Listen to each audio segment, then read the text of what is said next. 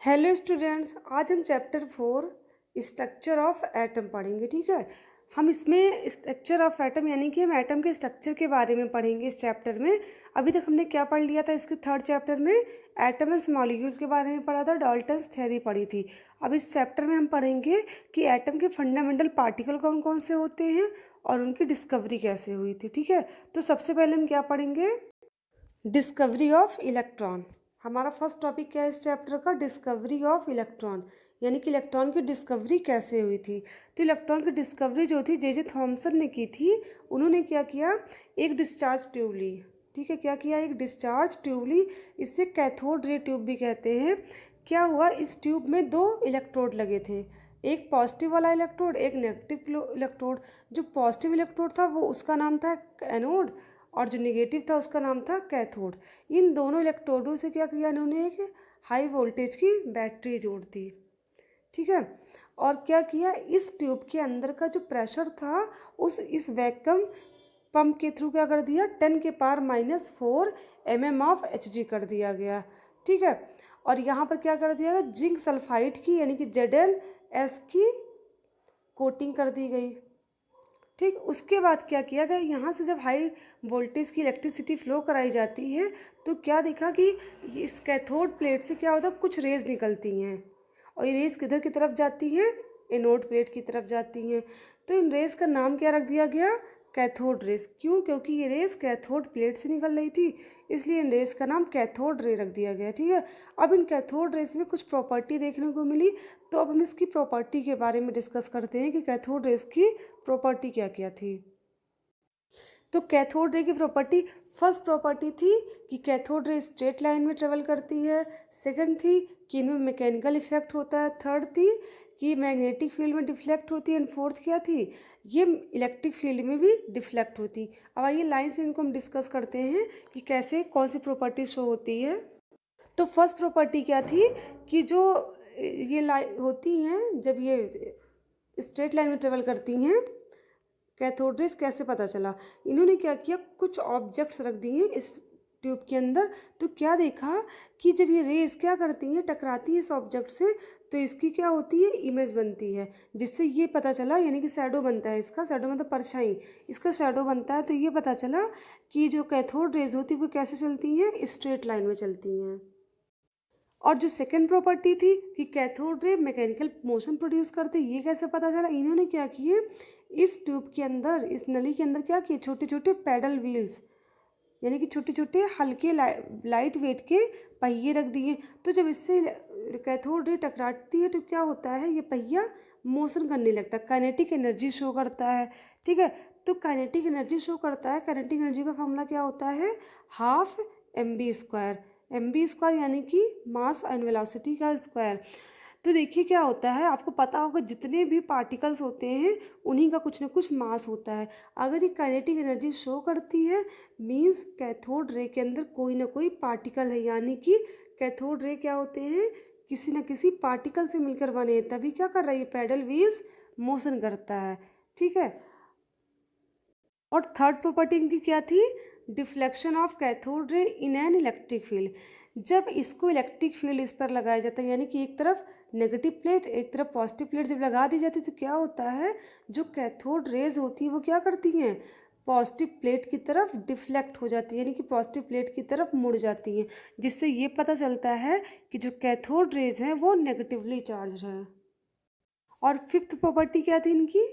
Penetration of matter bye cathode rays.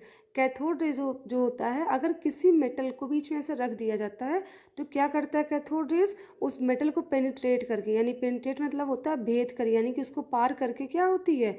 निकल जाती है। यानी कि कैथोड रे में इतनी प्रॉपर्टी होती है कि किसी मेटल को वो पेनिट्रेट कर सके। तो ये सारी होगी इलेक्ट्रॉन की, यानी कि कैथोड रे की प्रॉपर्टी। ठीक है, इसकी प्रॉपर्टी को देखकर क्या पता चला कि कैथोड रे जिन पार्टिकल से मिलकर बने होते हैं वो नेगेटिव पार्टिकल कौन से हैं? वो हैं इलेक्ट्रॉन। इलेक्ट्रॉन में क्या होता है? ये नेगेटिवली चार्ज होता है, ये एटम का सब पार्टिकल है।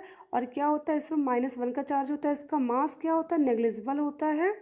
और ये कहाँ होता है? इलेक्ट्रॉन जो होता है वो न्यूक्लियस के बाहर पाए जाते हैं, यानी कि एनर्जी शेल जो होते हैं KLMN उसमें क्या होते हैं, इलेक्ट्रॉन वहीं पर राउंड करते हैं, ठीक है। और इनका जो साइज़ होता है वो क्या होता है, बहुत ही छोटा होता है, ठीक है। ये तो हो गई discovery of electron and cathode ray and उसकी प्रॉपर्टी हमने पढ़ ली। अब हम बात करेंगे इसके नेक्स्ट टॉपिक की कि प्रोटॉन की डिस्कवरी कैसे हुई। तो हम नेक्स्ट टॉपिक पढ़ते हैं, डिस्कवरी ऑफ प्रोटॉन। देखिए, जैसे हमने इलेक्ट्रॉन की खोज के लिए क्या किया था, उसमें डिस्चार्ज ट्यूब का यूज़ किया था जे थॉमसन ने, वैसे ही जब प्रोटॉन की डिस्कवरी की गई तो उसके लिए भी किसका यूज़ किया गया था, इसी डिस्चार्ज ट्यूब का यूज़ किया गया था। इसमें भी क्या होता है, एक तरफ पॉजिटिव इलेक्ट्रोड, एक तरफ नेगेटिव इलेक्ट्रोड लगे होते हैं। पॉजिटिव एनोड था और नेगेटिव कैसा था, कैथोड था। बस थोड़ा सा चेंजेस हो जाता है इसमें। जो कैथोड की रॉड होती है वो कैसी होती है, परफोरेटेड होती है। परफोरेटेड का मतलब क्या होता है, इसमें होल्स होते हैं, यानी कि इसमें छिद्र होते हैं। और इसमें जो कोटिंग की गई थी जिंक सल्फाइड की, वो अब एनोड की तरफ ना होके जिंक यानी कि इसकी तरफ, जो हमारा कैथोड वाला पोर्शन है उसकी तरफ कोटिंग की गई, किसकी, ZnS की, यानी कि जिंक सल्फाइड की कोटिंग यहाँ पर कर दी गई, ताकि जब ये रेज यहाँ से निकले और इससे जब टकराएं तो क्या करें, यहाँ पर ग्लो उत्पन्न करें, ठीक है। और यहाँ पर एक वैक्यूम पंप की हेल्प से क्या कर लिया जाता है, इस ट्यूब का, जो ये ट्यूब है इसके अंदर का प्रेशर एकदम मिनिमाइज कर लिया जाता है, ठीक है। और इन दोनों इलेक्ट्रोडों को क्या करते हैं, बैटरी के थ्रू, एक इलेक्ट्रिसिटी बैटरी के थ्रू जोड़ दिया गया, एक हाई वोल्टेज की बैटरी से। अब क्या होता है, जैसे इसमें इलेक्ट्रिसिटी फ्लो कराई जाती है वैसे ही क्या होता है, एनोड से कुछ रेज निकलती हैं। जैसे इलेक्ट्रिसिटी फ्लो यहाँ से क्या, कुछ रेज निकलती हैं, और वो रेज क्या करती हैं, इस परफोरेटेड कैथोड को पार करके यहाँ पर रेड कलर का ग्लो देती हैं, जिससे क्या पता चलता कि कोई ना कोई रेज है जो एनोड की तरफ से निकल रही है। और इस एनोड से जो रे निकलती है उसका नाम क्या पड़ गया, एनोड रेज, या फिर कैनाल रे, या फिर पॉजिटिव रेज। अब जो कैनाल रेज थी उनकी प्रॉपर्टी क्या थी, अब हम प्रॉपर्टी पढ़ेंगे एनोड रेज की प्रॉपर्टी। तो जैसा कि हमने कैथोड रे की प्रॉपर्टी पढ़ी थी, सेम सारी प्रॉपर्टीज़ एनोड रे में भी थी। ये भी क्या कर रही थी, स्ट्रेट लाइन में ट्रेवल करती थी, ठीक है। ये भी मेटल्स को पेनिट्रेट कर सकते थे। ये भी क्या होते थे, इलेक्ट्रिक फील्ड में डिफ्लेक्ट होती थी।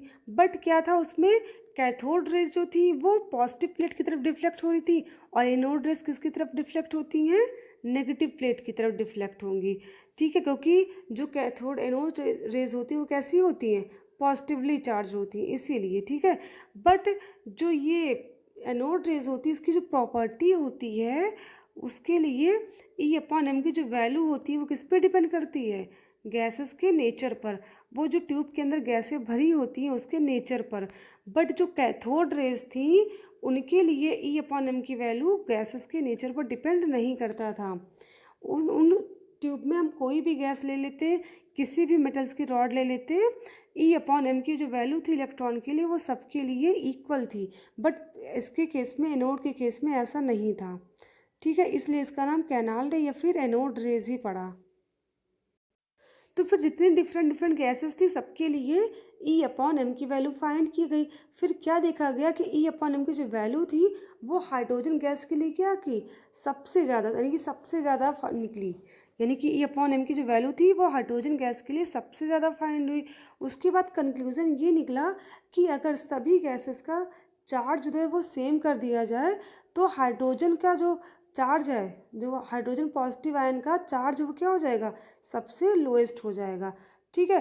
तो इससे कंफर्म हो गया कि हाइड्रोजन आयन जो H+ आयन है वो क्या है, पॉजिटिव आयन जो होता है H+ आयन का, वो क्या है, एक फंडामेंटल पार्टिकल है एटम का, जो कि क्या होता है, positive charge equal to and opposite to that of an electron, जो कि इलेक्ट्रॉन के क्या होता है, अपोजिट चार्ज के इक्वल होता है, ठीक है। यानी कि इलेक्ट्रॉन पे कैसा चार्ज था, नेगेटिव था, और प्रोटॉन पे कैसा होता है, पॉजिटिव का 1 चार्ज।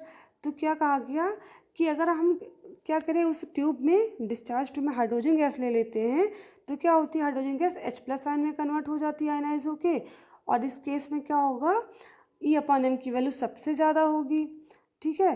तो इस केस में क्या किया गया, इस एलिमेंट का नाम क्या रख दिया गया, प्रोटॉन का क्या नाम रख दिया इसका, प्रोटॉन, ठीक है। यानी कि जब डिस्चार्ज ट्यूब में हम हाइड्रोजन गैस लेते हैं तो उस पार्टिकल का नाम क्या रखा गया, प्रोटॉन रखा गया, ठीक है। और प्रोटॉन कैसा है, पॉजिटिव का 1 चार्ज होता है, इलेक्ट्रॉन कैसा होता है, माइनस का 1 चार्ज होता है। और इसकी डिस्कवरी की किसने थी, सर रदरफोर्ड ने की थी। ठीक है, तो इस तरह कैसे क्या हो गया, प्रोटॉन की डिस्कवरी हो गई। तो अभी तक हमने discovery of proton and electron पढ़ लिया। अब कल की क्लास में मैं आप लोगों को पढ़ाऊंगी डिस्कवरी ऑफ न्यूट्रॉन। तो आज के लिए मैं क्लास ओवर करती हूँ। Thank you class.